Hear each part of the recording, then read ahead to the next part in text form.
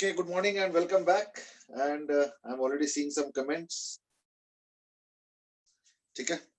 So, Harshit Lohani, Rishabh, Yash, Shreyashi, Om Patak.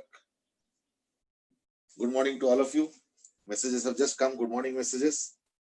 And Rishabh has a question. 21 से school आना है क्या? Om has a question and that is 14 से school खुल रहा है क्या? Okay. 12th के लिए तो खुल गया तो क्या हम भी आ जाएं? Is what Om is asking. I know there will be several queries now like this. Aryan Jain, good morning.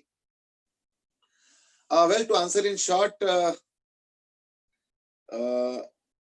School अभी तक डिसाइड तो नहीं किया बट यस धीरे धीरे तब खुल ही रहा है और जो नोटिफिकेशन आया वो है कंडीशनल ओपनिंग के लिए like nobody can be compelled so things remain the same as it was few weeks back जब कुछ लोग आते थे so that remains the same. That is the precondition or you can say the basic premise that does not change and let's see. Jasraj से Monday से बुला लो हम तो आने के लिए तैयार है. ओके क्रिश की कुछ बच्चे आएंगे तो कोई दिक्कत नहीं होगा.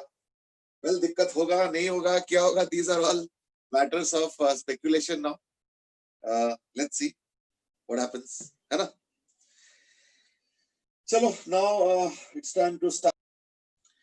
आज का क्लास इंपॉर्टेंट है mathematically in the sense that we will deal with something interesting and important also obviously and actually very practical also.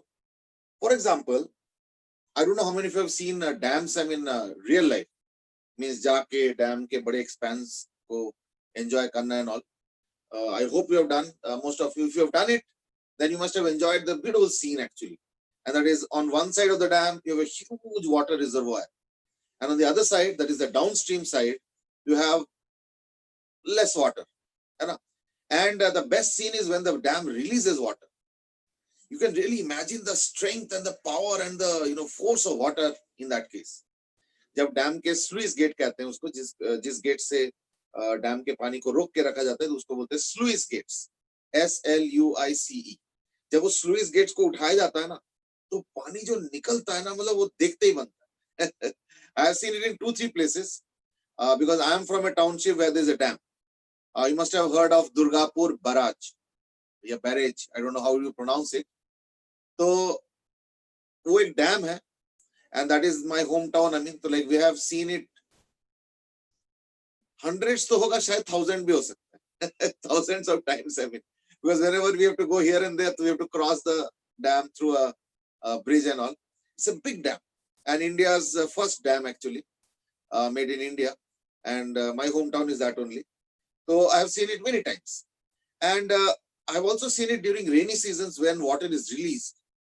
I mean, it makes a sound which will actually instill fear in you. कि अरे बाप रे पानी से ये आवाज आता है, ओ करके जो आता है जैसे लगता है कोई मोटर चल रहा है, ऐसे करके पानी का आवाज आता है जब पानी को रिलीज किया जाता है, मतलब ठीक है ना. और कई बार तो मैंने देखा है कि स्लुइस गेट सारे ही खोल देते हैं, मतलब उसमें शायद 12 या नहीं 24 से 25 उसमें स्लुइस गेट्स है और कई बार जब पानी बहुत ज्यादा हो जाता है ना तो सारे गेट्स खोल देते हैं. तो लाइक देयर आर 24 या 25 huge streams of water rushing downstream. I mean, it's really a sight. I mean, sometimes. Chalo, khair, anyway, besides the natural part of it, I mean, let's deal with the technical part of it, and that is, the dam has a certain height, and the water is stored there. So, like, it applies a huge pressure and therefore a huge force on the dam. So, the dam structure has to be extremely, let's say rough and tough, rigid, strong, powerful, everything, and it has to have a certain design. That design I will talk about in a few minutes. One interesting aspect was that I have not seen it directly, but recently it happened that one of the dam gates broke. ठीक है ना. देखो sluice gets का काम क्या होता है, तुम उठाओगे पानी चला जाएगा थोड़ा सा, जैसे मान लो डैम का हाइट ऑफ वाटर ठीक ठाक लग रहा है तो गेट बंद कर दो. पर रिसेंटली हुआ था कि गेट टूट ही गया. अब गेट टूट गया तो क्यों पानी पूरा पूरा पूरा करके पूरा डैम का पानी खाली हो गया. इमेजिन करो, it was a site by itself. और इनफैक्ट हजारों लोग, लाखों लोग उस सीन को देखने के लिए आए थे कि डैम में पानी नहीं है. I mean, like sometimes it is the other way around also. I remember in Brazil it happened. Brazil, there is some waterfall which is very world famous. और वो waterfall के ऊपर बहुत टूरिस्ट आते हैं. जैसे इंडिया में डाल लेक में टूरिस्ट आते हैं, अजमेर में बहुत टूरिस्ट आते हैं, है ना. कुछ कुछ जगह पे बहुत टूरिस्ट आते हैं. या बुद्धिस्ट टूरिज्म देखना, बोध गया में आते हैं बिहार में, तो बहुत जगह टूरिस्ट आते हैं वहीं. तो ऐसे ब्राजील के उस वाटरफॉल में जबरदस्त टूरिस्ट आते हैं. लेकिन एक पर्टिकुलर ईयर में क्या हुआ कि वो बिल्कुल ड्राई हो गया.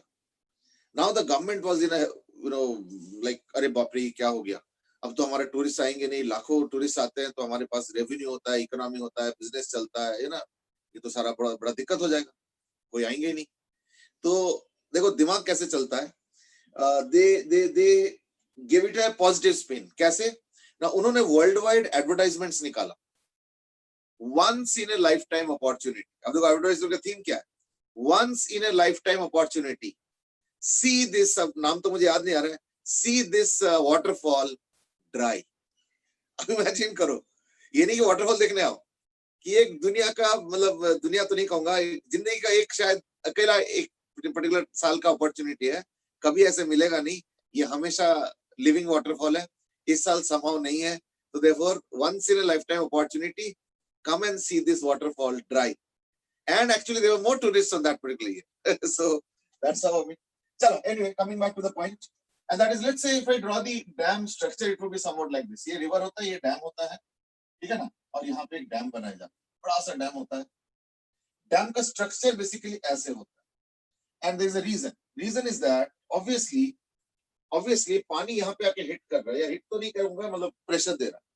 So the dam not only is experiencing a force, but is also experiencing a torque, because the water is trying to make the dam go like this. तो ऐसे में अगर तुम डैम को ऐसे बनाओगे ना, तो क्या होगा, ये वॉल टाइप का होगा, इस वॉल का गिरने का खतरा होगा, तो इसका बेस बहुत कम है. इसलिए डैम में दो चीजें, एक तो हाइट है, ऊपर से एक बेस भी होता है. ये भी एक मजबूती का पार्ट है. बट एनीवे, ये सब स्टडी तो हम लोग नहीं करेंगे. Let's say if you join someday civil engineering, so this is one of the things that you will have to learn, very important, and that is structure and design of a dam. तो ये हो गया इसका top view. अभी अब मैं dam का बना रहा हूँ एक technical view. This is the dam, ठीक है, व्हाटएवर इट इज, और इसमें सपोज पानी है. तो लेट अस से पानी जो है h डेप्थ तक है, तो लाइक दिस, है ना, ऐसे. Now let me draw the side view. अगर मैं side view बनाता हूँ तो इसका ऐसे view बनेगा कि let us say the dam is of certain height, but whatever it is doesn't matter to me. ये cross section of the dam है, और इसके ऊपर नेट फोर्स क्या लग रहा है, और इस पॉइंट के अबाउट इसका टॉर्क कितना लग रहा है. और एक और चीज हम जानना चाहते हैं, टाउ नेट क्या लग रहा है. एक और चीज जानना चाहते हैं, that is suppose the breadth of the dam is b, okay, and the height of the dam water stored is suppose h.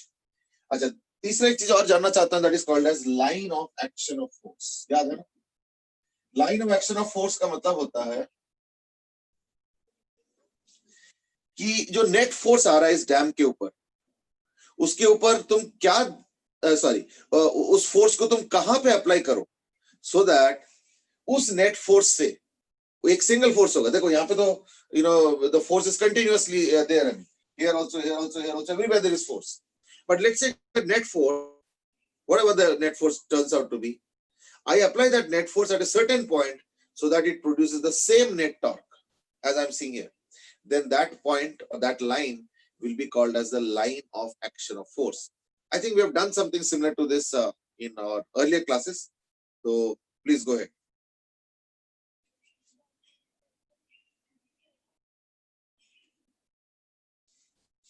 Oh, अच्छा, अरियन जैन से इसकी आपने एग्जांपल पहले भी बताया. ओके, चलो रिपीट हो गया इसका मतलब. चलो, अब इतना याद तो रहता नहीं कि कौन से बैच में क्या एग्जांपल दिया. रेलिवेंट लगा इसलिए बता दिया.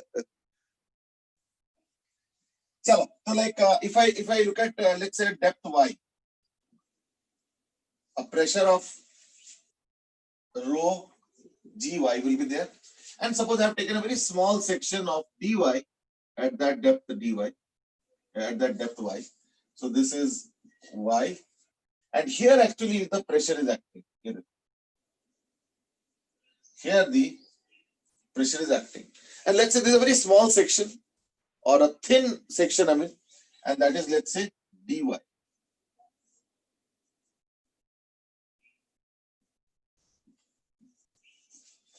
ठीक है, तो प्रेशर तो रो जी वाई हो गया और एरिया क्या होगा ना, b into dy. So that is the force. So the net force is equal to 0 to h, and that is rho g b, और y dy का क्या होगा, h square by 2. That is the net force. Now I want to find out the net torque about this point. Now you might say, इस point का about क्यों निकाल रहे हो? क्योंकि देखो ये जो डैम है ना, ये इसी पॉइंट के अबाउट घूम जाएगा. अगर मान लो सपोज डैम को मैंने एक पेपर बना दिया या कुछ एक थिन सा एक वो बना दिया, तो वो इसी पॉइंट के अबाउट में घूमने की कोशिश कर रहा है. तो उसी को रोकने के लिए तो हमने क्या किया, डैम को इतना बड़ा सा मोटा सा स्ट्रक्चर बना दिया, सो दैट उसके अंदर एक मजबूती रहे और जल्दी से पानी की वजह से ट्विस्ट ना हो जाए. सो that's what taking the torque here. तो टॉर्क अगर ये निकालना इस पॉइंट के अबाउट, इन दैट केस क्या होना, ये तो हो गया तुम्हारा force at this point into what should I do? I should take this as the height, so h minus y. यानी नेट टॉर्क हो गया, यही एक्सप्रेशन आएगा 0 to h rho gy v dy into h minus y. I think that's okay. Is equal to rho gb, है ना, into h y dy minus y square dy. 0 to h, 0 to h. So is equal to rho gb. This is y square by 2, so that's h cube by 2 minus h cube by 3. That's h cube by 6. Yani rho gb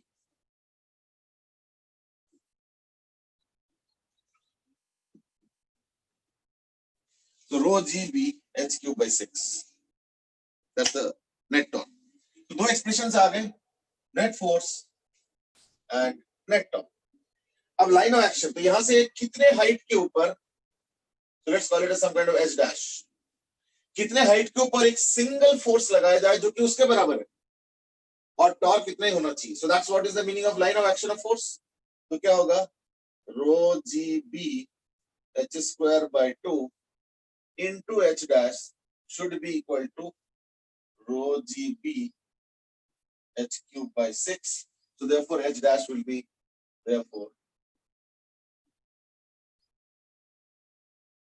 h dash will be h by 3. ये हो गया line of action of force.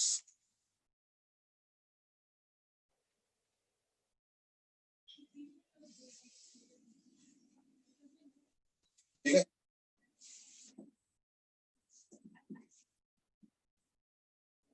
देख लो अच्छे से. यानी h dash is equal to h upon 3. Deham, you are right. H is the height of water. H is the height of water that I have taken. ठीक है ना, ये height of water, the entire water. ठीक है, चलो fine. Now let's go ahead, क्योंकि ये था बेसिक स्टडी, ये एक्चुअल स्टडी नहीं है, ये था बेसिक स्टडी. अब मैं इसके ऊपर थोड़ा और आगे जाना चाहता हूं. मैं ये कहना चाहता हूं कि देखो, सपोज मैंने क्या किया, एक वेसल ली और उसे कॉर्नर को ऐसे कर दिया. Now this is what I have done. It's a little difficult to draw. I will try my best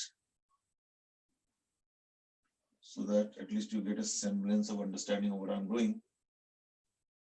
ये इसका डायग्राम है. ठीक है, अब ये पानी से भर दिया, यानी अगर तुम इसका साइड व्यू बनाओगे, side view, this is the 3D kind of view. अगर इसका साइड व्यू बनाओगे तो ऐसे बने,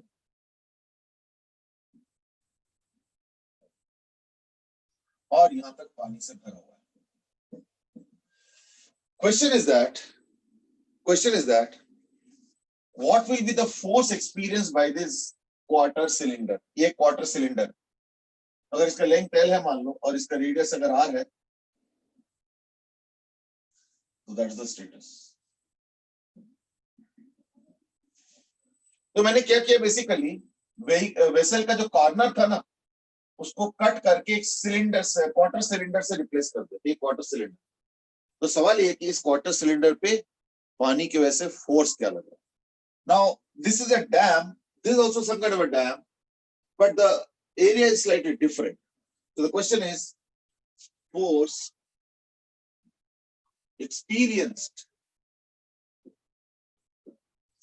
by the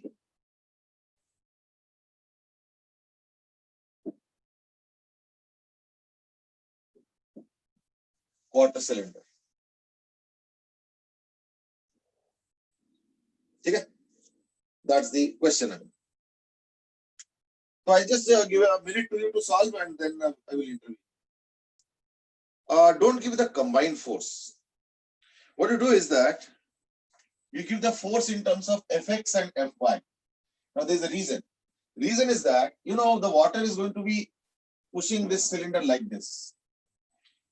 ये perpendicular to the surface, है ना? तो therefore इस सिलेंडर को एक्चुअली एक Fx भी मिलेगा और एक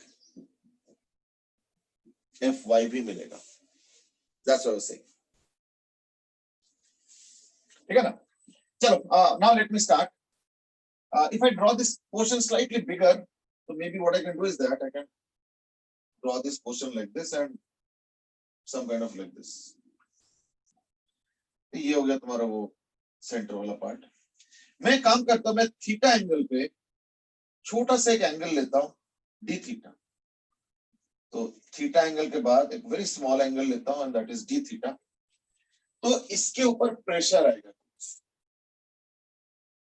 प्रेशर कितना आएगा ना, डेप्थ की वजह से आएगा, that is R sine theta, है ना. ये डेप्थ है, ये पानी का लेवल है, तो ये डेप्थ. यानी P is equal to here rho ji H. H मतलब हो गया आर साइन थीटा. ठीक है. फोर्स कैसे निकलेगा ना, फोर्स के लिए into are D theta into L. जैसे अगर ये थीटा हो गया फिर डी थीटा हो गया, तो ऐसे उधर भी होगा, है ना. थीटा होगा, डी थीटा होगा. तो this is the area basically, है ना. This is the area that we are taking a small area. तो वो एरिया कितना हो जाएगा. तो देयरफॉर डीएफ, अगर फोर्स इसको मानते हो, तो therefore DF will be equal to, ये डीएफ है, तो DF will be rho ji R sine theta into R D theta into L. You get DF. अब इस डीएफ के दो कंपोनेंट होंगे, एक DF cos theta F X और एक DF sine theta F Y. तो देयरफॉर एफ एक्स हो जाएगा डीएफ कॉस थीटा का integration and that will be equal to, ये डीएफ है और कॉस थीटा मल्टीप्लाई करो तो साइन थीटा कॉस थीटा हो जाएगा. तो rho ji R square L by 2, यानी rho ji R square L by 2 कर दो तो ये हो जाएगा 2 sine theta cos theta D theta 0 to pi by 2, है ना, 90 डिग्री तक. ये हो गया एफ एक्स. तो कितना हो जाएगा, साइन 2 थीटा है, या एक काम करो 2 मत करो, है ना, ये भी कर सकते हो. मैं साइन थीटा डी थीटा को ले लेता हूँ जेड, सॉरी साइन थीटा का जेड. तो अगर मैं जेड को साइन थीटा लेता हूँ, in that case cos theta D theta is equal to D Z. ये हो जाएगा जेड डी जेड और लिमिट्स हो जाएगा 0 से 1, यानी equal to rho ji R square L into Z D Z limits 0 to 1. I think अब तो बहुत प्रैक्टिस हो चुका है लिमिट्स का, तो इसलिए मैं डिटेल नहीं बता रहा हूं. I think you can get it proof from here itself. तो z स्क्वायर बाय 2 आ गया. अब z बोलते क्या होगा ना, 1 बाय 2, यानी equal to rho ji R square L by 2.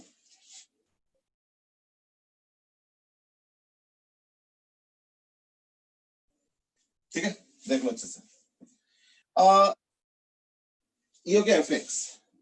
अब आ जाओ एफ वाई क्या होगा, integration DF sine theta 0 to pi by 2, तो ये sine theta sine square theta हो जाएगा रो जी आर स्क्वायर एल, ठीक है, and it will become sine square theta D theta 0 to pi by 2, क्योंकि डीएफ तो साइन थीटा है और एक और साइन थीटा भी है, तो sine square.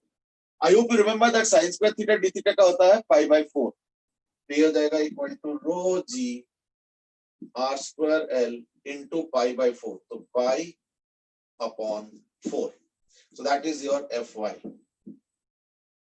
and this is your fx.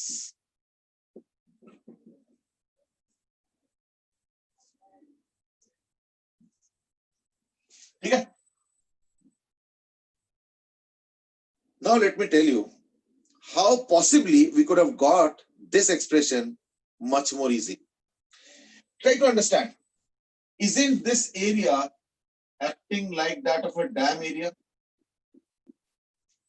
now you might say ये तो एरिया है ही नहीं, एरिया तो कर्व हो चुका है, वो तो आपने हटा दिया, बिल्कुल बात सही है, लेकिन इफेक्टिवली हटाने के बाद भी तो उसी एरिया के ऊपर जो अगर फोर्स होता है, जैसे डैम का फोर्स अभी हमने किया था, है ना, अभी हमने डैम का फोर्स किया, हमने क्या आंसर निकाला, rho ji h square L by 2 या बी बाई 2, यही था। अब वहां पे बी लिखा था, यहाँ पे एल लिखा है, और एच की जगह आर हो गया, और अगर मैं ऐसे करता हूं तो that case I am getting the same formula, ये देखो rho ji h square b by 2, उसी तरीके का तो फार्मूला मिल रहा है। तो देयरफॉर कर्व्ड होने के बावजूद जो एफएक्स बन रहा है वो वही बन रहा है जो कि अगर वहां पे डैम टाइप का या वॉल टाइप का एक्सप्रेशन में निकालता हूं या उसके बेसिस पे फोर्स निकालता हूं तो सेम एक्सप्रेशन आ रहा है, ठीक है। Now you might see is it some kind of a rule, well ये अभी हमने एस्टैब्लिश नहीं किया है, वो अलग बात है, मैं बता देता हूं ये रूल है, बट देन अभी एस्टैब्लिश नहीं किया तो I am not claiming that. दूसरी बात, as far as the upward force is concerned, what is upward force? Upward force is buoyant force. तो buoyant force किस वजह से बनता है, डिस्प्लेस्ड वॉल्यूम। अब बताओ ये क्वार्टर सिलेंडर है, तो सिलेंडर का वॉल्यूम कितना होता है, pi r square l, quarter cylinder का क्या होगा, pi r square L by 4 into rho into g, weight of displaced liquid आ गया। अब जरा मिलाओ, pi r square by 4 into l volume हो गया, इंटू रो इंटू जी आ गया, देखो वेट ऑफ डिस्प्लेस्ड लिक्विड। यानी there seem to be some kind of an uncanny relationship between the fx and fy that I'm getting and two concepts that we've already studied. One is of course the buoyant force which we already studied till last class also, and the other is the force on the dam जिसको आप मैं force on the wall भी कह सकता हूं, तो वही तो एक्सप्रेशन आ रहा है, तो क्या फर्क पड़ता है। बट देन यू माइट से कि चलो ठीक है, इसका मतलब ये कि हमें इंटीग्रेशन करने की जरूरत नहीं था, हम सीधे आंसर लिख सकते थे। अब ये कहां तक चलेगा, ये किस हद तक चलेगा, द आंसर इज दैट थोड़ा और चेक कर लेते हैं, है ना। तो मैं अगला क्वेश्चन दे रहा हूं, इसका आंसर मुझे पता है कि तुम लोग दोगे 5 सेकंड, क्यों, क्योंकि फॉर्मूला डायरेक्टली अप्लाई करके दे दोगे, पर मैं क्या बोल रहा हूं, मैं बोल रहा हूं नहीं ऐसे मत करो, प्रॉपर तरीके से सॉल्व करो और फिर आंसर दो, ठीक है। I know it's more of a formality, हमें इतना जरूरी नहीं है, बट फिर भी करो, just to get exposure and experience, nothing else. अब मैं पता क्या करता हूं, इसके शेप ही बदल देता हूं कंटेनर का, ये देखो कंटेनर वैसे है,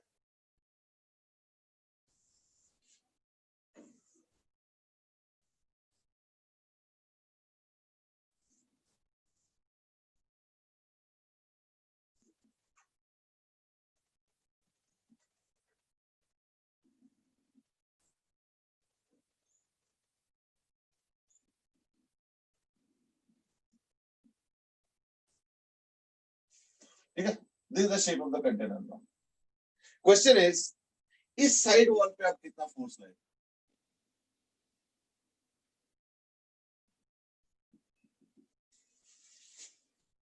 आई hope you are getting the 3D view of the shape of the container, ठीक है ना। हाँ जी, अब मैं देखता हूँ कुछ क्वेश्चंस भी आए लग रहा है। कृष्ण सर की एफवाई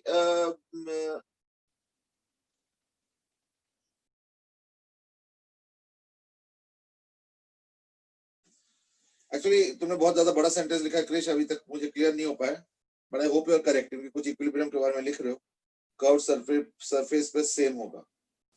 तो देखो इंटायरली कर्व सरफेस पे है, लेकिन उस कर्व सरफेस वाले चीज को मैं एफ एक्स और एफ वाई में कन्वर्ट कर रहा हूँ, ये चीज है। अच्छा इस बार देखो ये वॉल जो है ना वर्टिकल है, तो देखो the force will be entirely on the side से, लेकिन जब तुम इसका 3D व्यू बनाओगे तो देखो सारा साइड पे नहीं आएगा, है ना, तो वो थोड़ा सा डायग्राम के ऊपर है। बट हमने देखा कि इस केस में वॉल वाला कंसेप्ट हम यूज किए थे तो सोल्यूशन आ गया था। अच्छा क्योंकि इस बार साइड वॉल है, तो जैसे मान लो कुछ एच हाइट ले लो और इसका रेडियस आर ले लो, तो अगर मैं इसका वॉल देखता हूं तो वॉल क्या है, wall is 2r by h, ले लो जी, this h and this 2r। तो हमारे पास फॉर्मूला क्या है, rho g b h square by 2। तो इसका आंसर आएगा क्या, मैं पहले प्रेडिक्ट कर रहा हूं, रो जी बी, बी बोलते 2r into h square by 2, तो 2 कैंसिल हो गया, यानी इसका आंसर देखना इंटीग्रेशन के बाद आएगा equal to rho ji R H square, ये देखना आंसर है।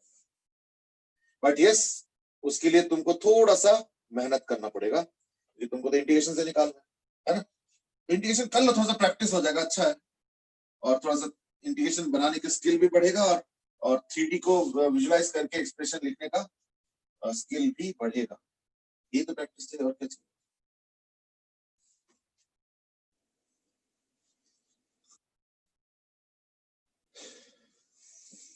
So let me draw this cylinder separately.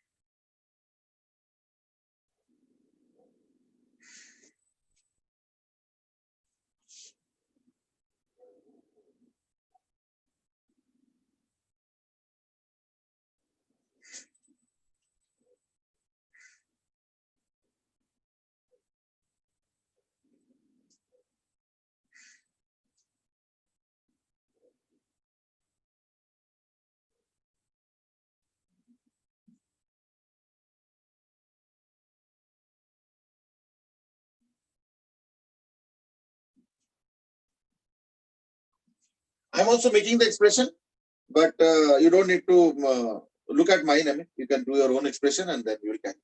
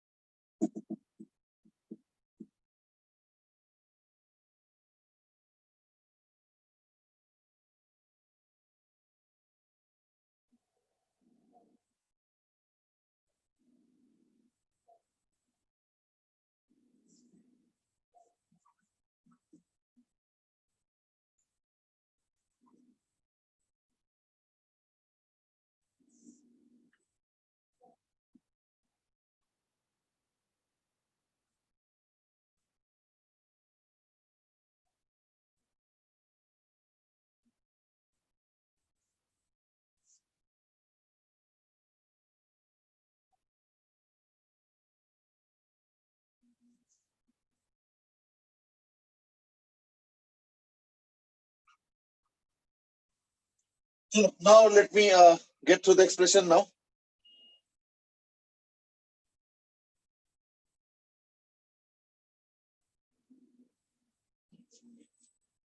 Okay, Krish has made a comment and that is I was asking कि left से जो atmospheric pressure लगेगा वो तो FX होगा. Atmospheric pressure हम ना count कर नहीं रहे. पता है क्यों नहीं count कर रहे हैं? क्योंकि atmospheric pressure यहाँ के liquid के through भी इधर act करेगा और वही atmospheric pressure यहाँ से इधर से भी act कर रहे हैं.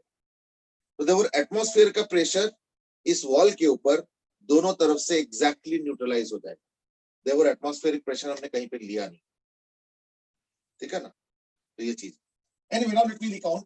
I think फिगर तो थोड़ा सेल्फ एक्सप्लेनेटरी है. तो मैंने क्या किया, जो आर्क है ना सेमी सर्कुलर, इसको दो हिस्से में डिवाइड कर दिया. सेंटर से इधर थीटा होगा, उधर भी थीटा होगा. तो खैर मैंने ड्रॉ एक ही किया, नहीं तो फिगर बहुत ज्यादा कंजेस्टेड होगा. तो मैं ड्रॉ दूसरी साइड भी कर देता हूँ, है ना. ये भी थीटा है लेट्स से, और ये भी एक डी थीटा एंगल पे बनेगा, मतलब whatever that you can understand.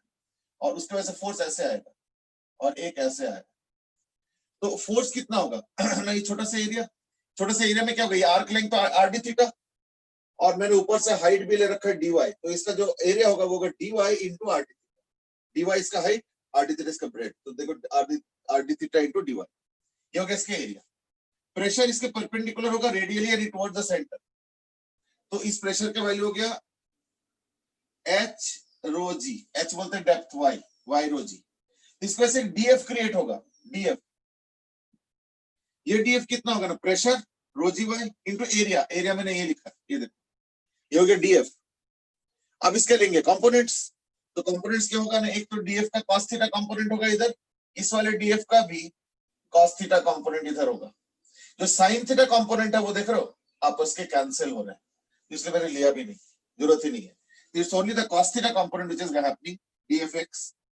लेकिन जब इंटीग्रेट करूंगा तो दो तरीका है, या तो मैं इसको एक ही लेके माइनस पाई बाई टू से पाई बाई टू करूं, और नहीं तो पता तो है कि सिमेट्रिकली डबल कर दो, इसलिए मैंने देखो बाद में डबल कर दिया. रो जी वाई सब कुछ वही है ना. अच्छा, और दो इंटीग्रेशन हो रहा है, एक थीटा वाला इंटीग्रेशन और एक वाई वाला इंटीग्रेशन. हाइट के साथ भी तो होगा, इसलिए डबल इंटीग्रेशन हो गया cos थीटा डी थीटा और वाई डी वाई. अब अगर cos theta D theta 0 to pi by two तो 1 होता है. अब बच गया वाई डी वाई का क्या होगा, y square by two, that is h square by two, यानी हो गया 2 rho ji r into h square by two, यानी रो जी आर. कहा एक लाइन का सोल्यूशन, कहा figure complicated, area complicated, pressure तो इजी, फिर डीएफ डीएफएक्स डबल करो, इंटीग्रेशन करो, डबल इंटीग्रेशन करो, और रो जी आर एच स्क्वायर, वही आंसर आ गया. तो जो मैं हिंट दे रहा हूँ दैट इज व्हाट, कि हम लोग पता क्या करेंगे, जब एफएक्स निकालना होता है तो हम उसके प्रोजेक्टेड एरिया पे निकालेंगे, प्रोजेक्टेड एरिया पे. और जब एफवाई निकालना होगा, एफवाई ऊपर की तरफ अगर है तो, जैसे इस केस में कोई एफवाई नहीं है क्योंकि इसका वॉल सीधा था. अगर वॉल ऐसे होता तो इसमें एफवाई भी आता, जैसे पिछले बार वॉल ऐसे था, है ना. तो यानी नीचे से भी एक फोर्स क्रिएट हो रहा है. फोर्स ऐसे था उसका परपेंडिकुलर कंपोनेंट, पर यहाँ पे जितने भी फोर्स थे ना सारे हॉरिजॉन्टल है. हॉरिजॉन्टल में इधर है इधर है इधर है इधर है इधर है, इस तरीके से तो इंटीग्रेशन हो रहा है मतलब इनका. बट कोई कंपोनेंट ऊपर की तरफ नहीं है, इसलिए कोई एफआई नहीं था इस केस में. बट पिछले बार था, क्योंकि पिछले बार कंपोनेंट ऐसे ऐसे थे, यूं यूं यूं. तो अलग अलग जगह पे एफआई और एफएक्स दोनों थे, है ना, एफआई एफएक्स. तो हमें दोनों का अलग से इंटीग्रेशन करके निकालना पड़ा. वो अलग बात है कि बाद में एक शॉर्टकट निकल आया कि उसके प्रोजेक्टेड एरिया पे फोर्स निकाल लो वॉल कंसीडर करके, और एक बुएंट फोर्स निकाल लो. That was the case. Okay, जसराज सेट की सिलेंडर के वर्टिकल कॉलम्स लेके हो सकता है क्या? हाँ हो सकता है, क्यों नहीं हो सकता, क्यों नहीं हो सकता, ठीक है ना. बट वो है कि उसमें एक प्रॉब्लम क्या आएगा कि अगर वर्टिकल कॉलम लेते हो तो हर पॉइंट पे देखो प्रेशर अलग अलग आएगा, ठीक है ना. हर पॉइंट पे प्रेशर अलग अलग आएगा, तो अल्टीमेटली उसका भी इंटीग्रेशन ही करोगे, और क्या. तो अल्टीमेटली देखना चाहे उधर से करो चाहे इधर से करो, वो एक्सप्रेशन वही आने वाला, घूम फिर के यही आने वाला, यही वाला, जैसा मर्जी करो. दैट इज आल्सो चॉइस, बिल्कुल सही. चलो, so that can be called as method 2. तो हम लोग पहले बड़े मजे मजे में करते थे method 1 2 3 4 and so on, but I think that was not because of physics, that was more because of maths. अब उतना मैथ्स देखो हमने पहले भी डिस्कस कर लिया, थोड़ा बहुत मैंने सिखा लिया, थोड़ा बहुत तुम लोगों ने खुद डिस्कवर कर लिया होगा, So therefore I don't think कि now we need to do. हाँ, अगर कोई बहुत ही distinctly अलग टाइप का मैथमेटिक्स है तब तो method 1, method 2 and so on. But otherwise now those are things that you can do yourself. यानी मैंने सेक्शन ऐसे लिया है, तुमने अगर सपोज सेक्शन ऐसे लोगे तो भी यही रिजल्ट आएगा, ऐसे वही theta angle and so on. तो बाकी बात एक ही है, उससे कोई फर्क नहीं पड़ेगा, सिमिलर एक्सप्रेशन है. चलो, तो that was about semi cylinder. लेकिन सेमी सिलेंडर बिल्कुल वॉल की तरह हो गया, इतना मेहनत करके हमने इंटीग्रेशन किया लेकिन आया वही, कहता है ना खुदा पहाड़ निकला चूहा टाइप ऑफ. अगला क्वेश्चन लेकिन थोड़ा टफर होगा, लेकिन क्या है ना कि आज हम लोगों के पास टाइम कम है, तो मैं काम करता हूं, मैं अगला क्वेश्चन ये नहीं कराऊंगा, अगला क्वेश्चन मैं कराऊंगा ऑन फ्लोटेशन. मैंने बोला था ना ये कंसेप्ट रहता है and that is of purity. ठीक है ना. प्योरिटी मैं बताता हूँ कैसे. सपोज मैं एक क्वेश्चन दे रहा हूँ, मैं पहले ने उसको न्यूमेरिकली देता हूँ. ठीक है. अच्छा, before I give you this question let me inform you something and that is, कभी कभी देखना इस तरीके से क्वेश्चन आएंगे कि एक सॉलिड का वजन एयर में इतना है और लिक्विड में इतना है, और लिक्विड जनरली पानी होता है. जनरली ऐसा कोई रूल तो नहीं है, फिजिक्स तो मच ब्रॉडर है, बट प्रैक्टिकली तो पानी यूज करते हैं. और यही एक्चुअली आर्किमिडीज प्रिंसिपल का बेसिस था. ये स्टोरी तो पता ही होगा शायद तुम लोगों को, एंड दैट इज कि आर्किमिडीज का जो उस समय जो किंग थे, उन्होंने एक बहुत बड़ा मुकुट बनवाया. वो कई 100 किलो का मुकुट थे सोने का. अब प्रॉब्लम पता क्या हो गया, और इससे एक चीज पता चलता है कि इंसान इतिहास में कभी भी बहुत ज्यादा ईमानदार नहीं थे. ठीक है ना. कुछ लोग ईमानदार होते हैं, कुछ लोग चोरी करते हैं, और ये हिस्टोरिकल चीज है. तो उस राजा को शक हुआ कि कहीं ऐसा तो नहीं कि सोनार ने इतना 100 kg का मैंने मुकुट बनवाया और इस सोनार ने कहीं सोने में चोरी तो नहीं किया. तो बहुत आई मीन लाखों करोड़ों में आज के दिन में कह रहा हूँ, उस जमाने के पता नहीं क्या होगा कि इतने रुपए तो चोरी कर लिया होगा. फिर अब मुझे अब कैसे पता चलेगा कि मुकुट प्योर है या इम्प्योर है. और कई साल लग गया उसको बनाने में, because it was a fabulous kind of this thing. और वो ऐसे बनाया था कि वो इतने 100 kg का कि उसको वो पहन नहीं सकते थे. वो तो इतना भारी होगा, 100 kg सर पे कैसे पहने, वो तो सारी कोलैप्स कर जाए.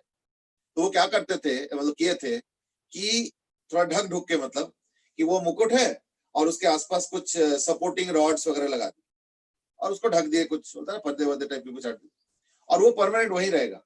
और उसके सिंहासन जो बैठने का थ्रोन होगा, तो what he would have to do is that, वो मुकुट वहीं पे है, so he would just go and enter into that and then seat.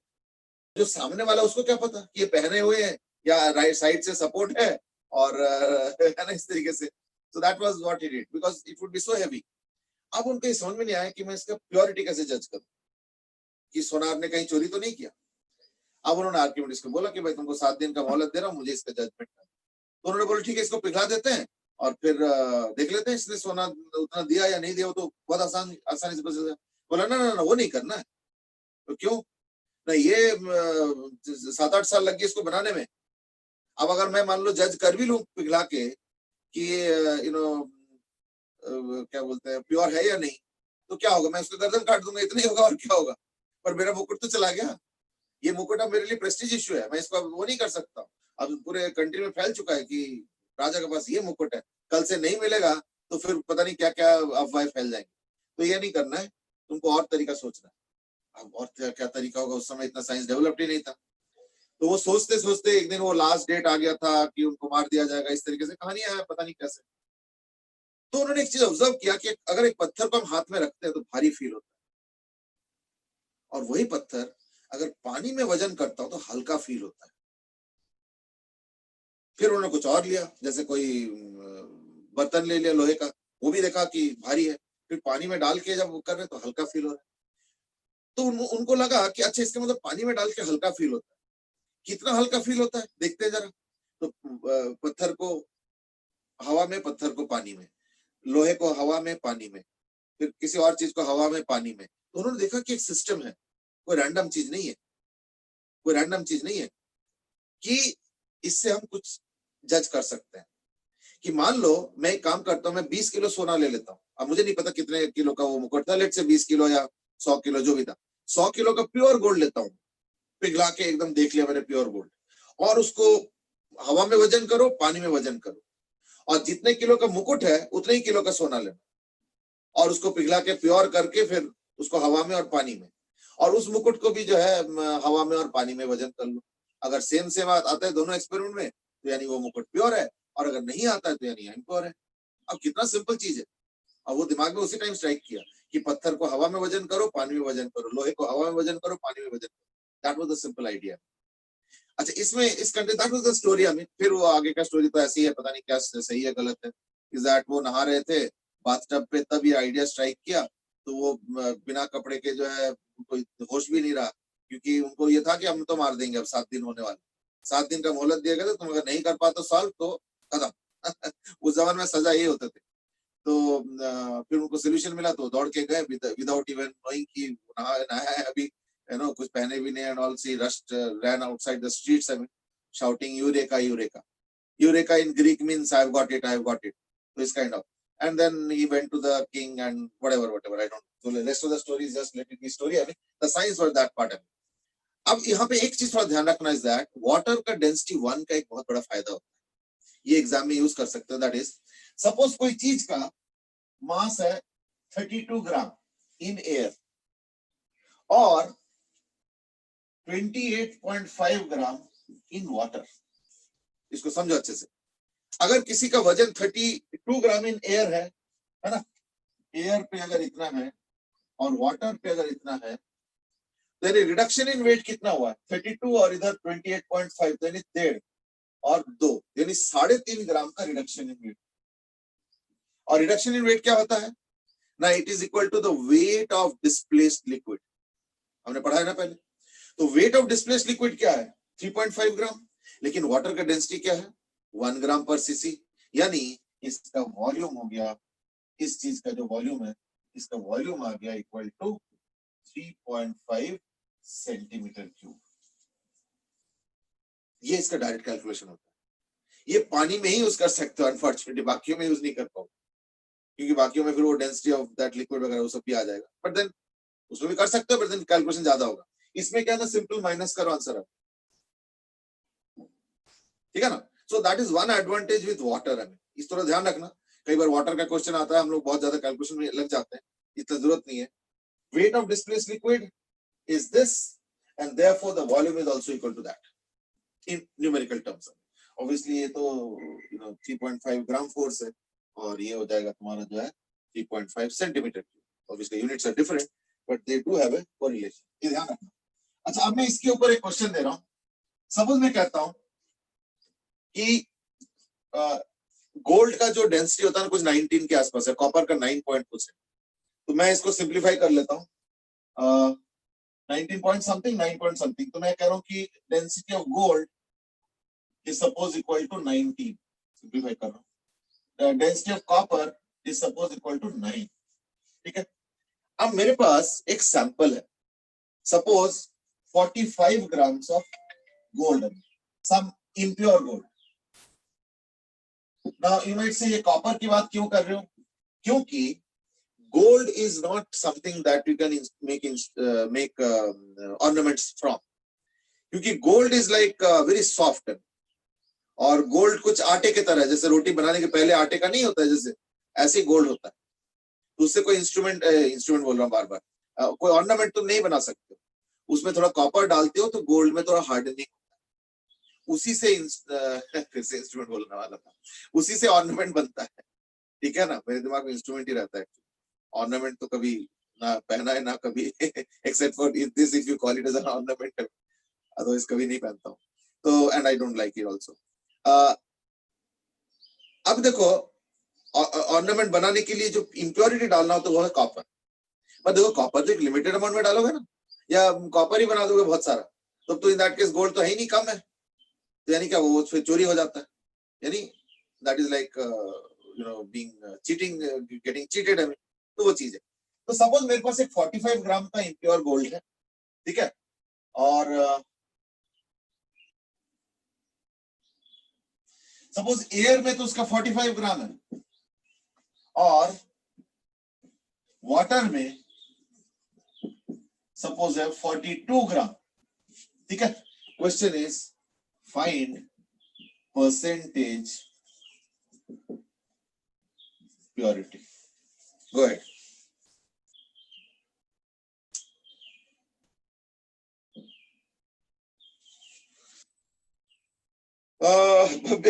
कि क्या वो नहाने गए, पानी भर निकल गया and then he discovered buoyant force. Actually देखो buoyant force, I don't know whether the terminology is from that part of the ancient history or not. ये थोड़ा सा इन्वेस्टिगेट करना पड़ेगा, रिसर्च करना पड़ेगा फिर. But what I know is that ये जो रिडक्शन इन वेट का कंसेप्ट वाज उतना ही था. अब वो बुओयंट फोर्स का कंसेप्ट उस जमाने का है या नहीं है, I am not very sure. ठीक है ना. आज के दिन में तो हम लोग उसको बुओयंट फोर्स कहते हैं, but I don't know whether that's what was the thing earlier also.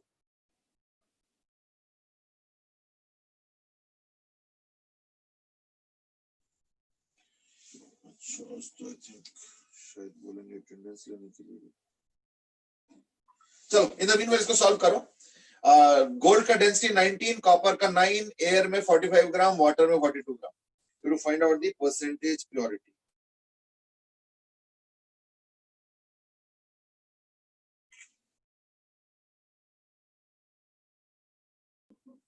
देखो Arnav, what I am trying to say is that कि अगर कोई चीज हवा में वजन करते हो तो सर्टेन मास आएगा, सॉरी कोई सर्टेन वेट आएगा. जब वो पानी में डाल के वजन करोगे उसको, यानी पहले बार मैंने एयर में वजन किया मतलब ये हो गया ये, और पानी में वजन किया मतलब ये. तो ऑब्वियसली इस केस में तो वेट ऑफ द बॉडी को स्प्रिंग फोर्स से बैलेंस करना है. इस केस में वेट माइनस बुओयंट फोर्स को स्प्रिंग फोर्स को बैलेंस करना. तो यानी जो रिडक्शन इन वेट होगा वो क्या होगा, बुओयंट फोर्स. और बुओयंट फोर्स क्या होता है, वेट ऑफ डिस्प्लेस्ड लिक्विड. तो मैं उन दोनों को करेक्ट कोरिलेट कर रहा हूं, और कोई बात. Okay, 76% is what almost everybody is getting. I mean, so let me also now get into action mode, and that is इसका मतलब देखो, इससे ये पता चल रहा है कि इसका जो वॉल्यूम है वो है 3 ग्राम, सॉरी 3 सेंटीमीटर क्यूब. ठीक है, इसका वॉल्यूम पता चल गया 3 सेंटीमीटर क्यूब. अब देखो इसका मास ऑफ गोल्ड तो मुझे नहीं पता, बट लेट्स से m है. तो अगर मास ऑफ गोल्ड m है तो उसका वॉल्यूम हो जाएगा m/19 प्लस कॉपर का क्या हुआ फिर ना, 45 minus m by 9. That should be equal to 3. That is the case. यानी m into 1/19 plus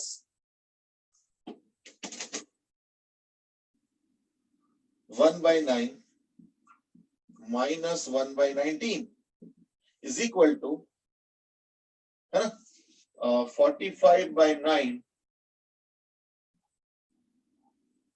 minus 3. The 45/9 तो 5 minus 3 is this, so we need 2 आ गया.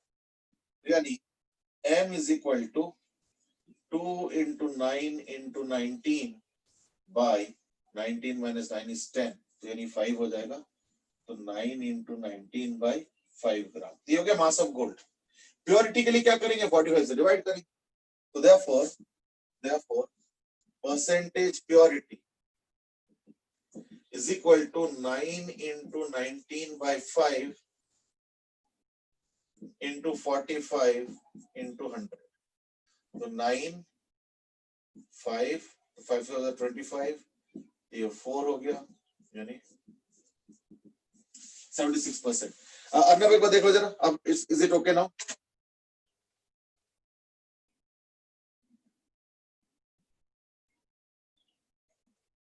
ठीक है.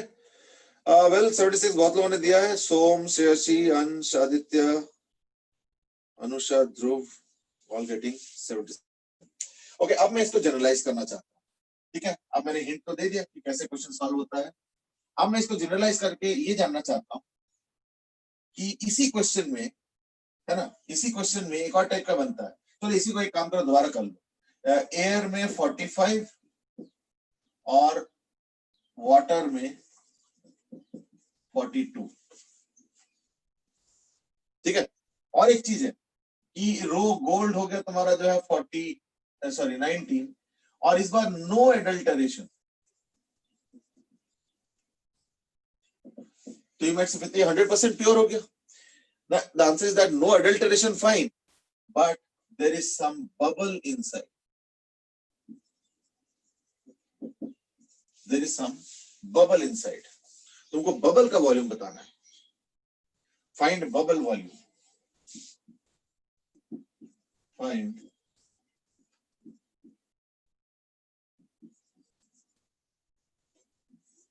bubble volume.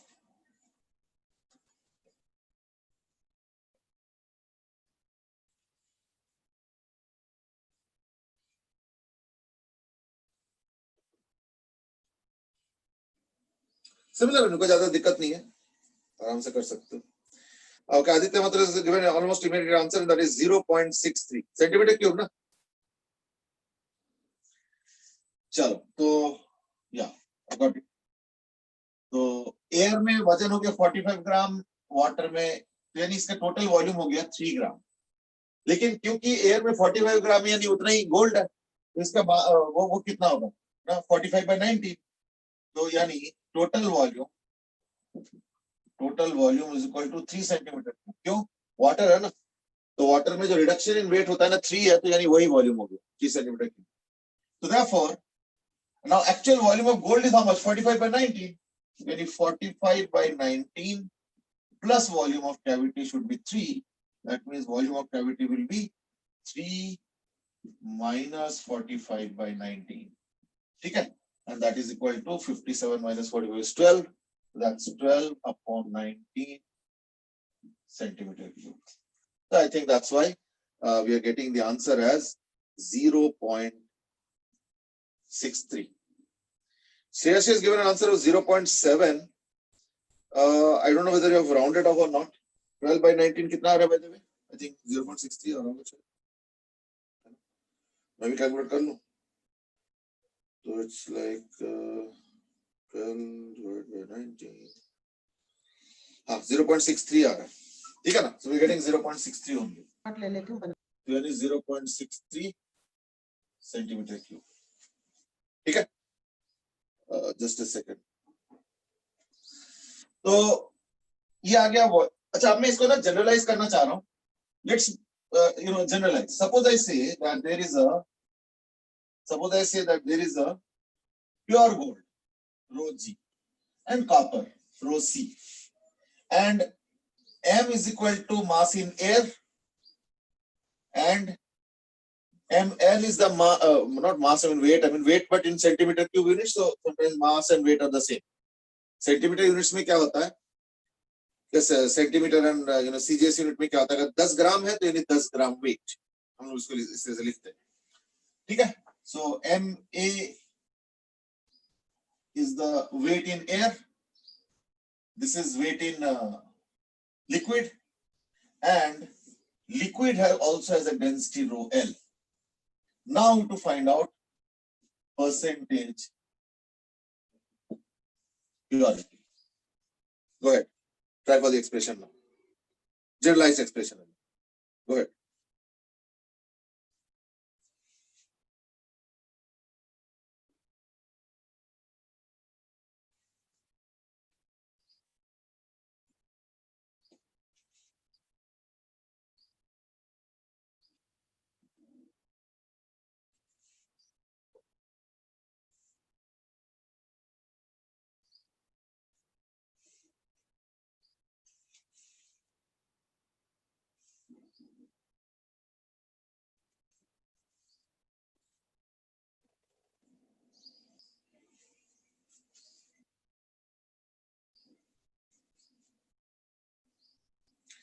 Actually, बहुत ज़्यादा change नहीं है. I mean, it's not some big change. I mean, small change.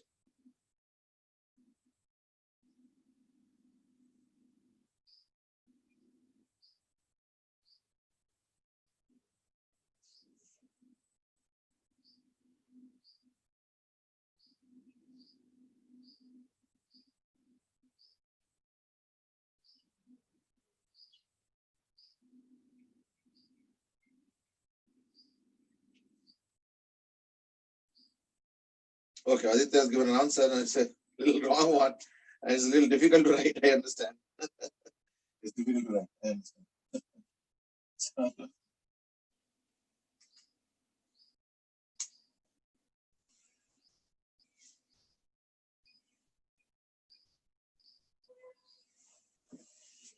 Okay, first thing is that weight in air is suppose Ma minus weight in liquid is this. Now that will be equal to volume of the liquid into density of the liquid into G. तो G तो ले नहीं रहा हूं क्योंकि वो cancel हो जाता है. So that will be equal to volume displaced I mean into liquid density. यानी सबसे पहली बात तो volume of the solid आ गया. कितना आ गया? Ma minus ml by rho L. पानी में यही फायदा हो जाता है कि rho L 1 होता है, उससे माइनस करके उसका वॉल्यूम आ जाता है अगर तुम CGS यूनिट में हो तो. चलो, so that's the volume. But what is the mass of the gold? तो mass of the gold अगर mg होता है, let's say mg by rho L, rho g plus Ma minus mg by rho copper will be the volume, which is Ma minus ml by rho L. Now that is the thing. अब mg के लिए क्या करेंगे? दोनों को common लेना पड़ेगा. So maybe we can take it to the other side. So it will become Ma by rho c minus mg by rho g is equal to Ma by rho c minus Ma minus ml by rho L. इससे क्या होगा? Ma आ. ठीक है? नहीं, मुझे mg चाहिए. Sorry, mg by rho c minus mg by rho g. हाँ, ठीक है. तो इससे क्या होगा? mg आ गया. तो therefore mg is equal to आ गया 1 by rho minus rho c. उसको डिवाइड कर देंगे तो ma by rho c minus ma minus ml by rho L upon 1 by rho c minus 1 by rho g. अब ये mg आया. अगर fractional purity चाहिए, सो फ्रैक्शनल प्योरिटी अगर चाहिए, क्योंकि देखो परसेंटेज प्योरिटी का फ्रैक्शन को 100 से मल्टीप्लाई कर दे, है ना? तो fractional purity will be what? mg upon ma, क्योंकि this is the total mass और अदर टोटल वेट. तो mg by ma क्या होगा ना? सारा यहाँ से ma कैंसिल हो सकता है, यहाँ छोड़ दो, तो you can just divide it by ma. So therefore fractional purity will be mg by ma. तो बस यहाँ पे ma से मल्टीप्लाई कर. That's it.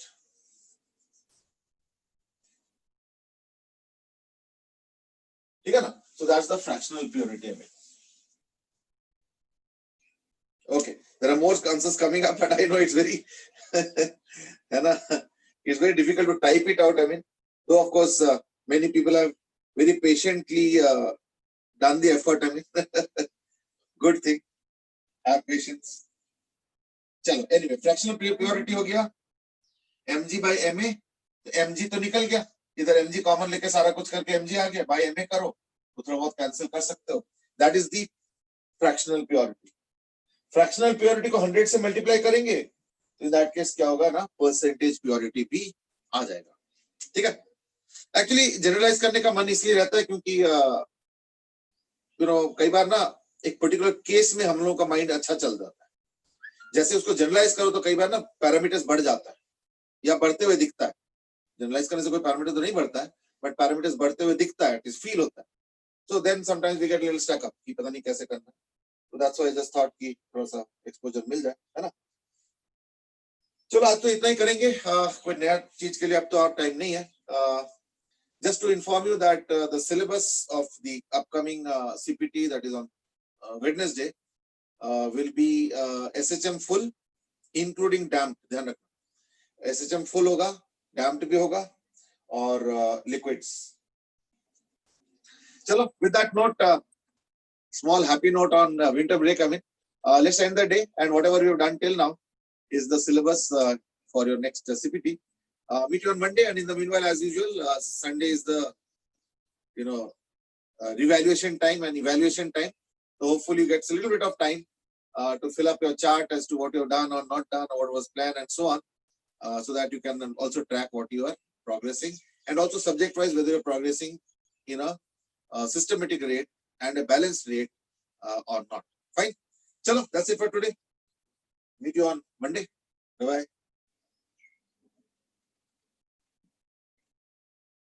Thank you. Bye-bye.